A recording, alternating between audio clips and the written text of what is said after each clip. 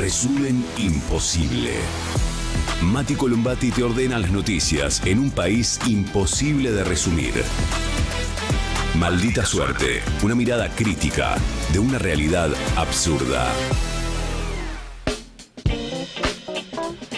Y ahí va, jueves 8 de enero, fuego sin control en el sur y al mismo tiempo inundaciones en Salta. Nos vamos a ocupar de eso y también de las últimas novedades de una región, el barrio recontra convulsionado. Ahora parece que está todo bien entre Trump y Petro, hablaron por teléfono, ¿no? Sí. Cambio de rumbo, Sí. por ahora, porque todo lo que estamos comentando siempre es por ahora. Siempre es minuto a minuto. Sigue el robo a mano armada de Estados Unidos en Venezuela. Venimos por el petróleo y nos lo vamos a llevar. Y también atención, amigos, porque hay muchas novedades a nivel internacional. El laburo que está teniendo por estas horas Orián Fleischer Pero sí. es extraordinario. Y también algunas últimas novedades de la política local. Mientras dejan un like, un comentario y arrancamos a resumir. Hoy empezamos por la Patagonia en llamas, fuego sin control en el sur. Nación no ayuda. Y Chubut culpa a los mapuches. La vieja historia de es culpa de grupos radicalizados y demás. Mientras tanto, el Servicio Meteorológico Nacional comunicó que el humo de los incendios en la Patagonia ya se encuentra sobre todo el sur y también el centro de la provincia de Buenos Aires. Los incendios en Chubut ya consumieron más de 2.000 hectáreas, 20 casas y más de 3.000 personas debieron ser evacuadas. Las autoridades provinciales ofrecen recompensas para encontrar supuestos responsables, 50 millones de pesos para quienes aporten datos. Y sin la más mínima prueba, el gobierno vincula los incendios forestales a supuestos grupos radicalizados, los famosos mapuches de la Patagonia que quieren un caos y descontrol, ¿no? Ese es como el argumento de el chivo expiatorio más fácil para todo, ¿eh? No Sí. importa de qué estés hablando, siempre es culpa de los mapuches, según los gobiernos, en este caso de Chubut, de Ignacio Torres, pero también a nivel nacional, porque el Ministerio de Seguridad Nacional y la administración chubutense mencionaron la existencia de estos grupos radicalizados en el sur como los supuestos responsables. Después nunca los encuentran, nunca tienen una prueba contra ellos, o a los verdaderos responsables de incendiar o de comenzar los incendios nunca los encuentran, ¿no? Por cierto, por estas horas, según el lugar del que estemos hablando, hay distintas razones, pero todo lleva a que la situación en el sur se haya complicado, realmente muy compleja, focos de incendio fuera de control. Mientras tanto, hay diputados patagónicos de Unión por la Patria que presentaron un proyecto de ley para declarar la emergencia ígnea, ambiental y socioeconómica en la región y le están reclamando al gobierno recursos para las zonas afectadas. Mientras tanto, los aportes de Nación... Bueno, ayer estuvo Diego Santilli, ministro del Interior. El humo ahí de los incendios tapó un poco la discusión sobre la reforma laboral, que es, en definitiva, por lo que Diego Santilli encaró la recorrida por distintas provincias. Ayer justo le tocaba a Chubut. Pero toda la atención se... ¿No fue por lo de los incendios, No. Santilli? Arranca la gira para negociar con los gobernadores la reforma laboral y justo arrancaba por Chubut. Bien. Entonces medio como que no daba andar hablando de la reforma laboral Y con la verdad que no. media provincia prendida a fuego. Entonces toda la atención se proyectó sobre la situación ahí en la comarca andina. El gobernador pateó definiciones para más adelante. Pero escuchemos algunos testimonios de las últimas horas. La presidenta de Bomberos Voluntarios de El Hoyo, Sofía Cerela, habló esta mañana acá en El Destape y dice que no recibieron ayuda de manera directa, al menos no por ahora, ni de manera oficial, por parte del gobierno nacional. A ver. Aire los medios aéreos. ¿Y ustedes han recibido apoyo entonces desde Nación, recién escuchábamos a Nacho Torres hablando de esta situación, diciendo que habían sido intencionales los incendios, digamos que han podido creen que están pudiendo hacer frente de manera efectiva a esta situación? Mira, son emergencias de gran magnitud, ¿sí? Se le hace frente, se pone a disposición todos los recursos, obviamente provincia, nación y municipio, pusimos todos nuestros recursos humanos y materiales a disposición del combate, obviamente, se trabaja arduamente desde el primer día y con respecto al apoyo de Nación, no hemos recibido apoyo de manera directa, todavía no hemos recibido ningún contacto. Con respecto a la provincia, estuvimos en contacto por algunos requerimientos puntuales administrativos con nuestra directora provincial de bomberos, Silvana Díaz, y vimos ocasionalmente a algunas autoridades, a algunos funcionarios. De manera directa no se han acercado todavía al cuartel, entiendo que porque bueno deben estar muy atareados al igual que nosotros, así que esperamos que en los próximos días comience a llegar la ayuda. Sí hicimos requerimientos a distintos organismos de la provincia. Sofía, ¿qué tal? Bueno, ahí está, esta mañana Sofía Cerela, la presidenta de Bomberos Voluntarios del Hoyo, ustedes la escucharon muy claramente, ¿no? Por ahora, ningún tipo de asistencia, ni de manera directa, ni indirecta, ni oficial, ni extraoficial por parte del Gobierno Nacional. Territorio en el que ayer estuvo el ministro del Interior, que es el que se supone que se encarga de asistir a las provincias o de tener el vínculo con los gobernadores. Escuchemos ahora a Alejo Farjume, trabajador de Parques Nacionales y paritario de los combates de incendios forestales. Confirmó, por ejemplo, cuánto es el sueldo mínimo de un brigadista. Comentó que casi el 70% de los trabajadores tienen otro empleo para subsistir. Esto fue esta mañana en Radio Con Vos y es también parte del problema. Escúchalo.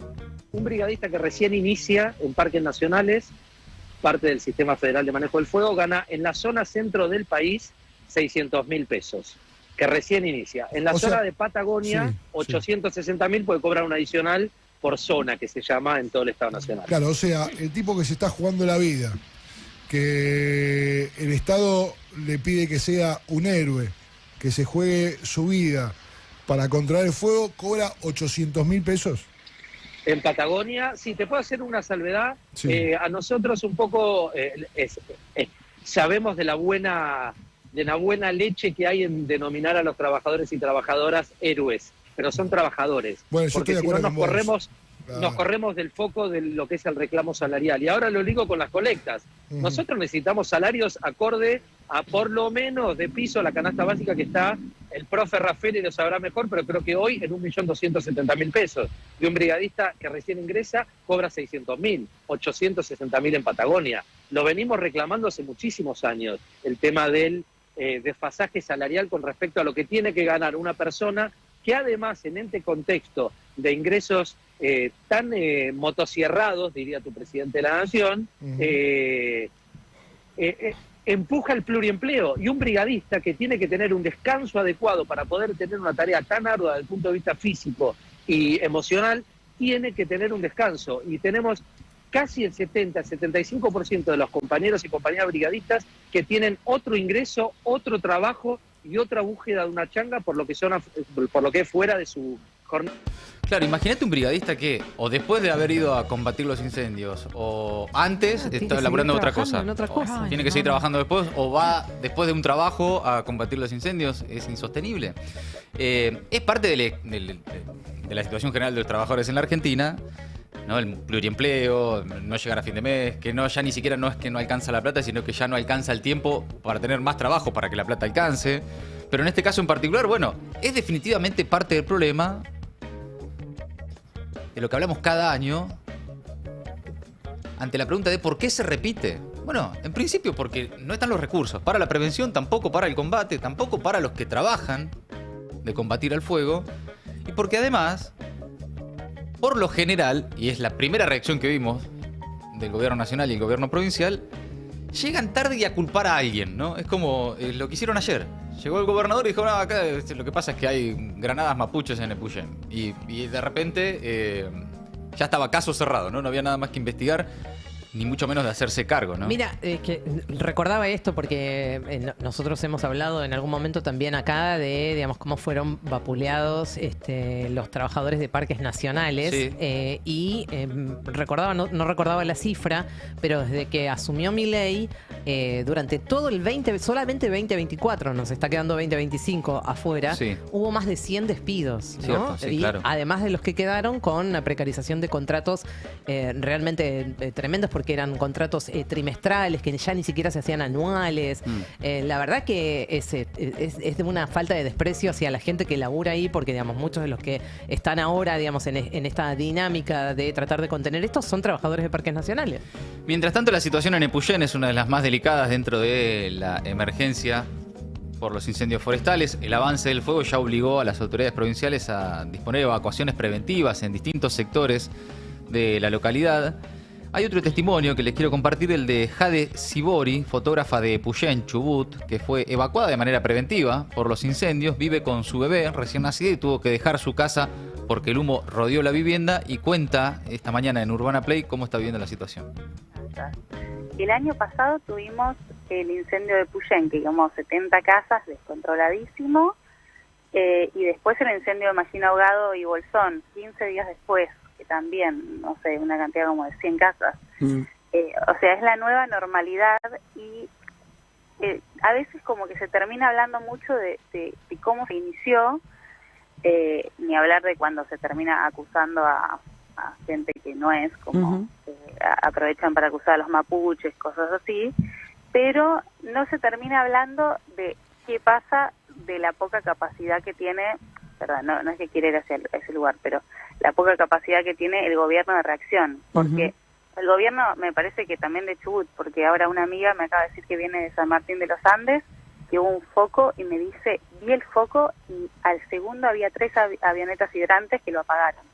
Acá eso no existe. Claro. Acá se prende un foco, se quema todo, después cae el gobernador de turno, o en este caso, bueno, Torres, y dice, ya lo vamos a apagar, ahora va a venir el avión hidrante de verdad, no sé qué. Bien. Y ya se me quemó toda la montaña. Bueno, clarísima ahí también uno de los testimonios esta mañana en Urbana Play. Bueno, mientras tanto eso, ¿no? Mientras tanto la gente, ¿no? Y sus viviendas o sus producciones, bueno, o el lugar de trabajo, porque esto claramente afecta al turismo de la región. Del turismo en esa región vive muchísima gente. Y el fuego ya consumió 1.800 hectáreas en Puerto Patriada. No sé si lo conocen, pero es un lugar extraordinario. No lo conozco. Se evacuaron ahí 3.000 turistas. Hay otros 4 focos en Cholila ya controlado. En El Turbio contenido, según dicen las autoridades. En Lago Engaño controlado. Y hay otro foco activo en el Parque Nacional Los Alerces. Ahora vamos a escuchar al brigadista Hernán Mondino. Esta mañana en Futurock contó la situación ahí, en el Parque Nacional Los Alerces.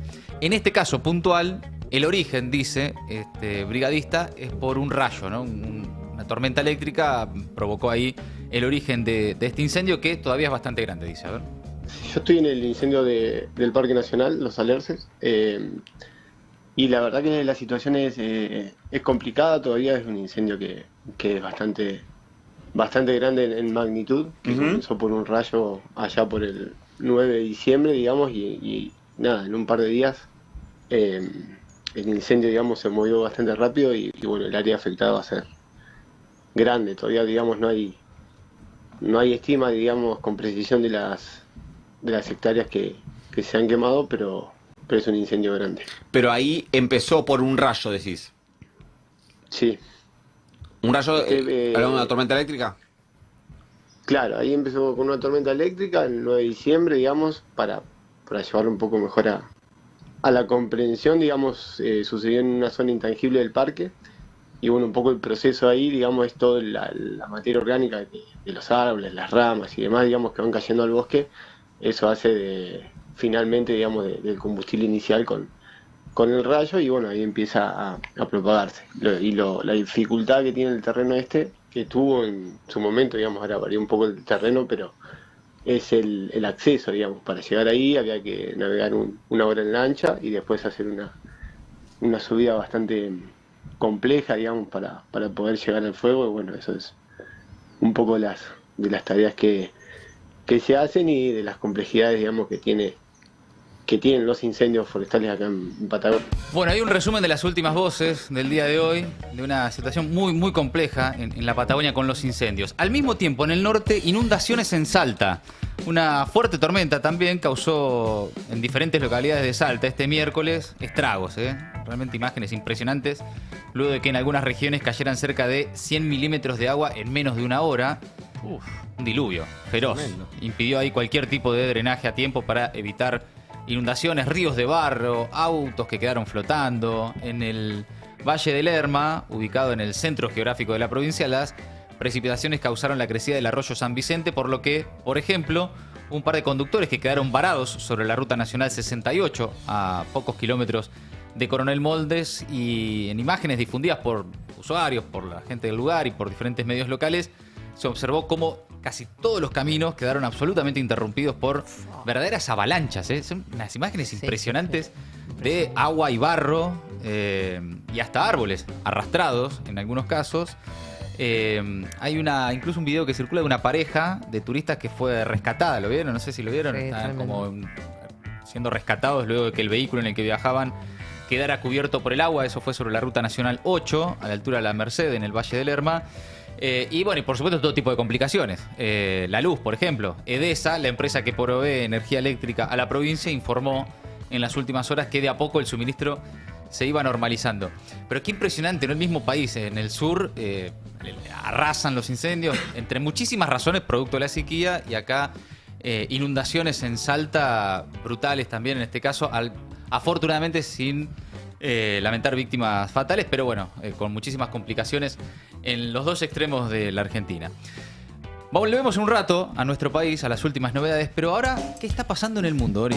Bueno, lo que podría ser eventualmente un cambio de rumbo. Donald Trump habló por teléfono con Gustavo Petro. Primera vez que ambos se comunican de forma directa desde que Trump regresó a la Casa Blanca. El presidente de Estados Unidos dijo que había sido un gran honor, estoy citando textualmente, hablar con Gustavo Petro, que había llamado para explicar la situación de las drogas y otros desacuerdos que han tenido, que Trump apreciaba la llamada y el tono del presidente de Colombia y que su equipo estaba organizando una visita de Gustavo Petro a la Casa Blanca. Bueno, Petro, justamente que había convocado ayer a manifestarse en protesta por la intervención militar estadounidense en Venezuela, habló desde desde Bogotá, desde la Plaza Bolívar. Lo escuchamos.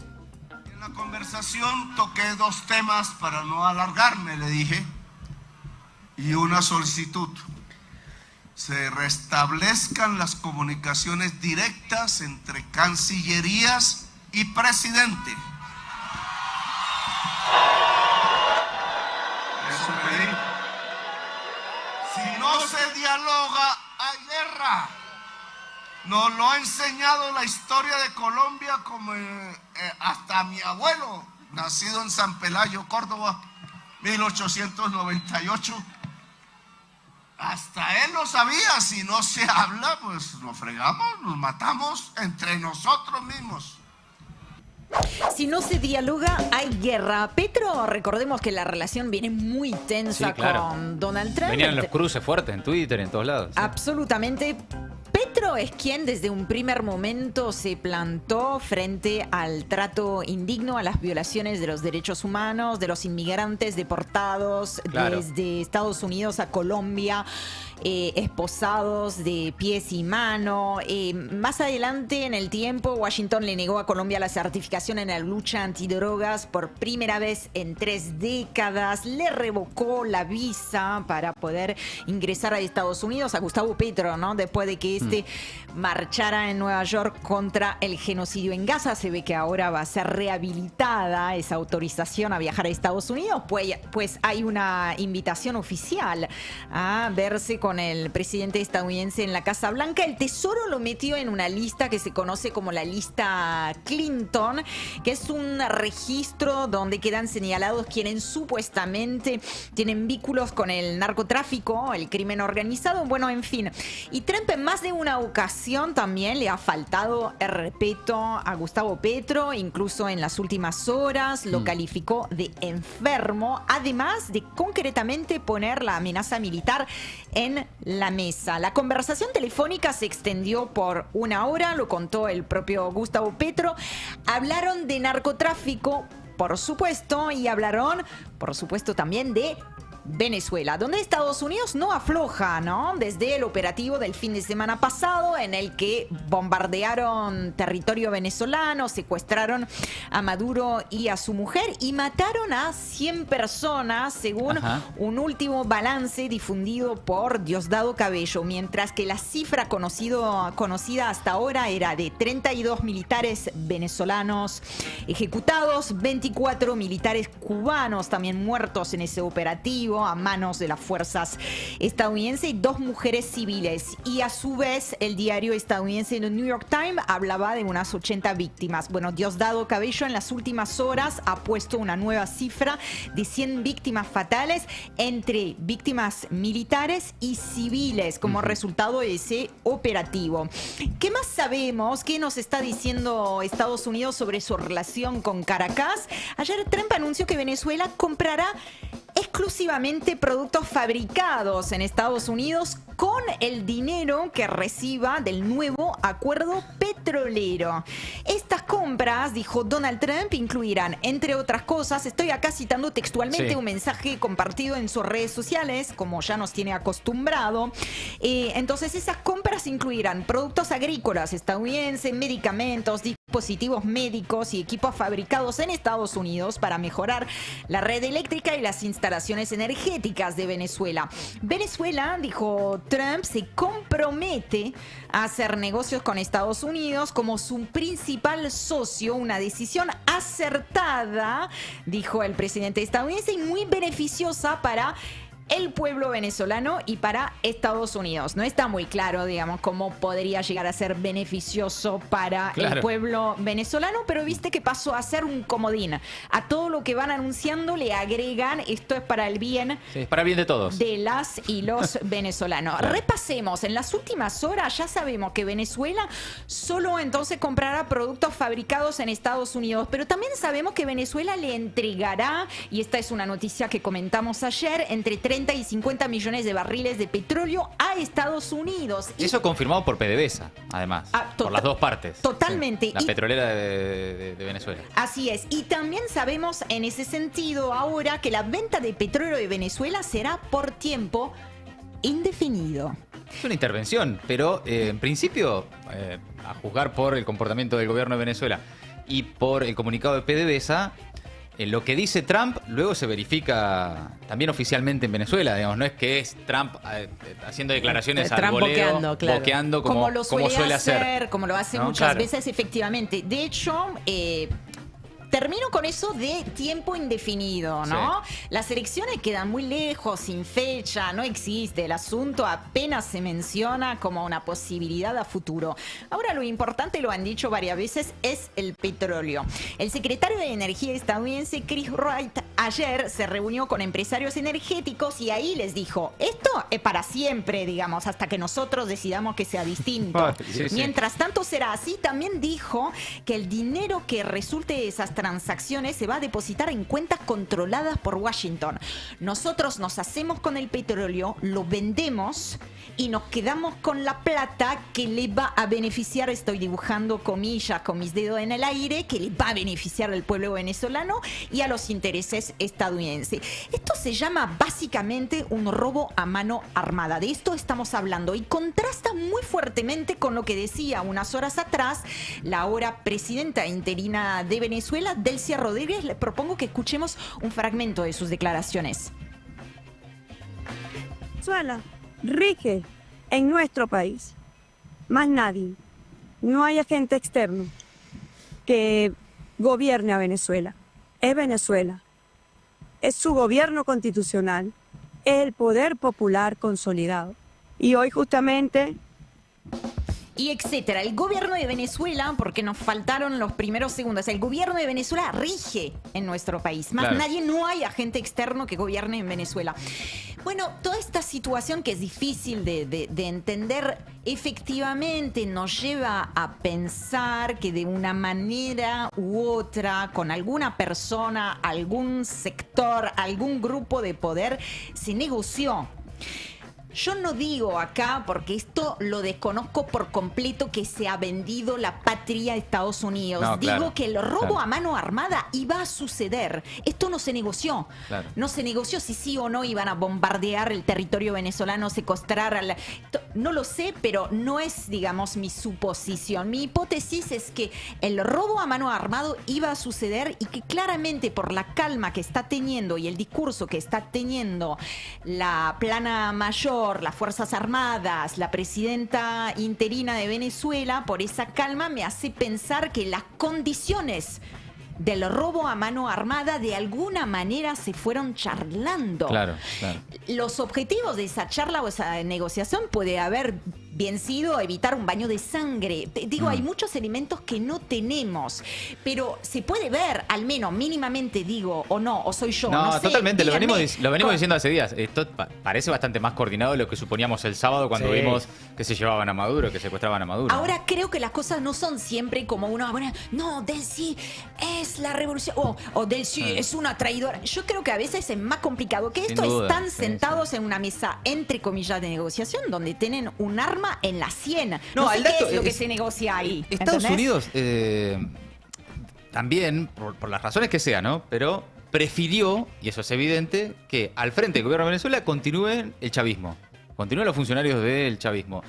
Y que María Corina Machado y demás y compañía queden de adorno, por las razones que sea. Hay hipótesis de que porque no tenían ningún tipo de control ni de influencia sobre las Fuerzas Armadas, porque la política venezolana hoy, no solo el gobierno nacional, los gobiernos, lo que acá serían las provincias y los municipios, en su mayoría, la Asamblea Legislativa está en manos del chavismo.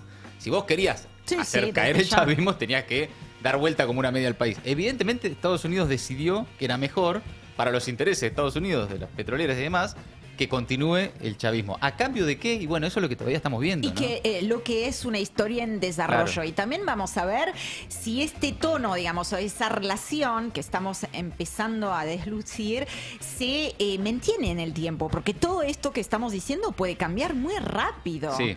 Así como tal vez en algún momento se sentaron para negociar algunas condiciones, también esas condiciones pueden quedar atrás, ¿no? O revertidas. Claro. Hay otra cosa acá para decir brevemente, es de no poder creer realmente que la comunidad internacional deje que esto suceda. Lo venimos diciendo desde un momento, minuto uno, es sumamente peligroso. Y acá estamos viendo como la falta de una voz articulada en la comunidad internacional y entre países de la región está dejando un enorme flanco abierto frente a un Donald Trump muy envalentonado, con problemas notorios, hay que decirlo, no sé cuál es la dimensión psicológica de todo esto que estamos viendo, pero con problemas notorios, digo, rodeado de gente que le da la razón, que le chupa las medias. Es una corte, él es el rey y el rey tiene a sus cortesanos, como por ejemplo el senador republicano Rick Scott, que escuchamos. What the president did, and Marco Rubio and Pete Hegseth and everybody, our military, María Corina Machado. Estoy muy orgulloso, senador republicano, ¿no? Rick Scott. Estoy muy orgulloso de lo que hizo el presidente, lo que hizo Marco Rubio, el secretario de Estado, Pete Hegseth, que es el secretario de Guerra, todos nuestras Fuerzas Armadas, María Corina Machado y demás. Lo que hicieron en Venezuela va a cambiar América Latina. Este es el comienzo de cambiar Venezuela, después vamos a arreglar Cuba, Nicaragua se va a arreglar y el año que viene tendremos un nuevo presidente en Colombia. La democracia, dijo él, está volviendo a este hemisferio. Esto lo voy a traducir en términos sencillos. Sí. Guerra. Claro. Guerra. Veremos económicas, sanciones, botas. Lo que haga falta según en qué país. Lo que haga falta, esto es guerra. Y hablando de guerra muy en concreto, Trump anunció un aumento de más del 50% del presupuesto de defensa. La Cámara de Representantes a mediados de diciembre aprobó un proyecto de ley que asigna 900 mil millones de dólares para gastos de defensa. Trump quiere llevarlo ahora, lo anunció en un mensaje también en sus redes sociales, a 1,5 billones para 2027 para lograr, escucha esto, el ejército soñado. Con esto vamos a tener los gastos de defensa en general en el mundo están en aumento.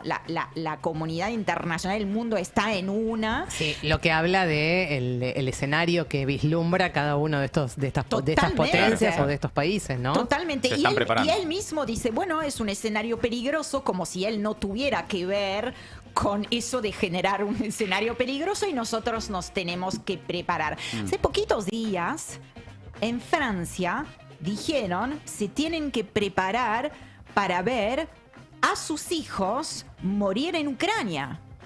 Claro. Digo, ese es el clima que se respira, ¿eh? Sí. En general, en el mundo, quiero decir. Lo que pasa acá es que lo dice una potencia que acaba de bombardear un país y en la región y que claramente lo ha demostrado, no le importa bajo ningún concepto la cuestión de la legalidad y el derecho internacional. Ese autoritarismo que nos tiene que preocupar, que no es una exageración y que se viene expresando en la política exterior estadounidense, también se hace sentir en la política doméstica, puertas adentro, donde está escalando de manera muy preocupante también la censura en Estados Unidos, la persecución, y en las últimas horas tuvimos un nuevo ejemplo. En la ciudad de Minneapolis, en el estado de Minnesota, el Servicio de Control de Inmigración mató a una mujer a tiros. Vamos a ver las imágenes.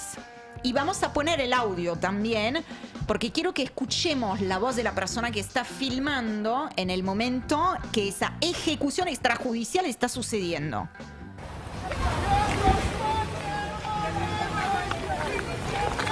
Les voy a ir describiendo. Ahí hubo una manifestación de gente que se opone justamente a los controles arbitrarios de esos servicios de inmigración.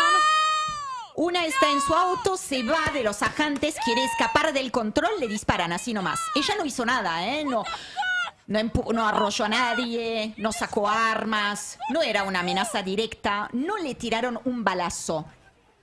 La remataron de 3 tiros. Acá está la persona que está filmando estas imágenes diciendo: ustedes son unos criminales, pero ¿qué hicieron? ¿Cómo puede ser? No se lo puede creer, escuchen esa voz.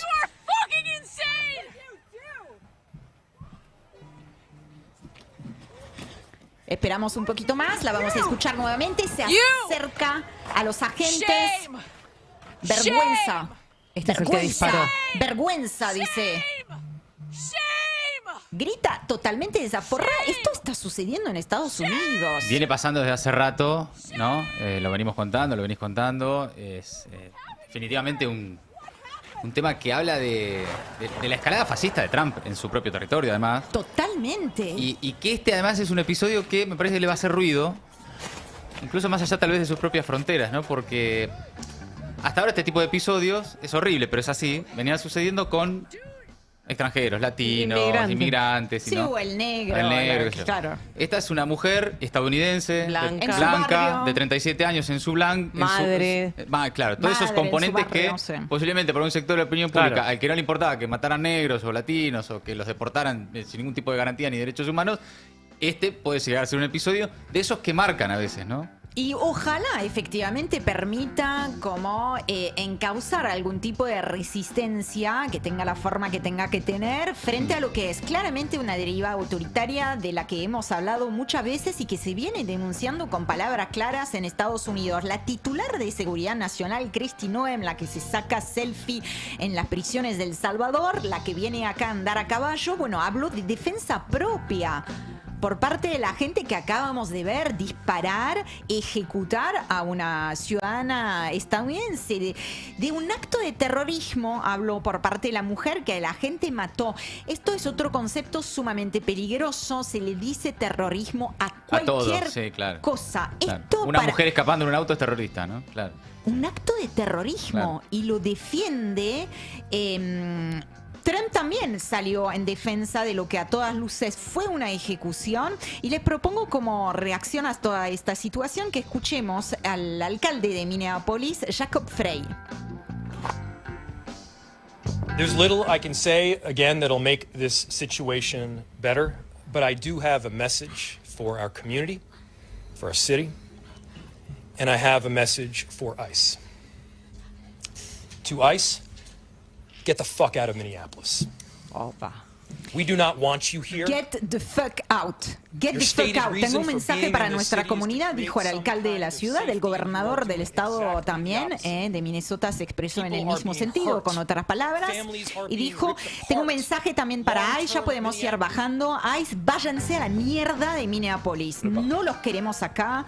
Su razón declarada para estar en esta ciudad es crear algún tipo de seguridad. Supuestamente están haciendo exactamente lo contrario. La gente está siendo herida, las familias están siendo destruidas, residentes históricos de larga data en Minneapolis que han contribuido enormemente a nuestra ciudad, a nuestra cultura, a nuestra economía, están siendo aterrorizados y ahora hay una persona muerta. Esto condensa todas las denuncias que se vienen haciendo desde que Trump decidió militarizar y acelerar su política antimigratoria. Termina siendo una política de esas políticas secretas de inteligencia que secuestran, ¿se acuerdan? Sí, todas claro. las imágenes que hemos visto de agentes que sin presentarse sin tener placa ni nada, van a secuestrar, porque se parece más a un secuestro que un arresto, a cualquiera, que los separan de su familia, etcétera. Bueno, esta escalada está efectivamente sucediendo, y para terminar y ponerle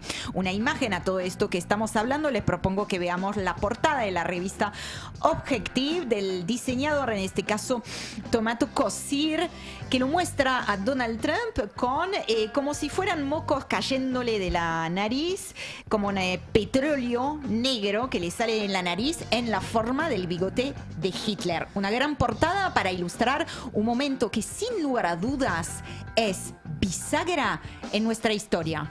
Ori, te agrego algo que acaba de suceder mientras vos hablabas, que es que Venezuela acaba de anunciar que libera presos, algo que estaba en conversación, incluso extranjeros. Esto acaba de suceder, lo dijo el presidente de la Asamblea Nacional de Venezuela, Jorge Rodríguez. Aseguró que se trata de un número significativo de ciudadanos venezolanos e internacionales y que lo toma como un gesto de paz unilateral que no fue acordado con ninguna parte, dice. Pero así lo acaba de anunciar entonces el presidente de la Asamblea Nacional de Venezuela. En definitiva, el chavismo en Venezuela, la liberación de presos. A ver. A las instituciones del Estado ha decidido la puesta en libertad de un número importante de personas venezolanas y extranjeras, y estos procesos de excarcelación están ocurriendo desde este mismo momento. Considérese este gesto de gobierno bolivariano de amplia intención de búsqueda de la paz como el aporte que todas y todos debemos hacer para lograr que nuestra república continúe su vida pacífica y en búsqueda de la prosperidad. No sé si hay alguna pregunta que quieras. Bueno, novedad importante, ¿eh? Esto acaba de pasar. En Venezuela se anuncia desde el gobierno la liberación de presos, uno de los reclamos históricos de la oposición y también de organismos internacionales, ¿no? Así es. Que venían advirtiendo sobre esto.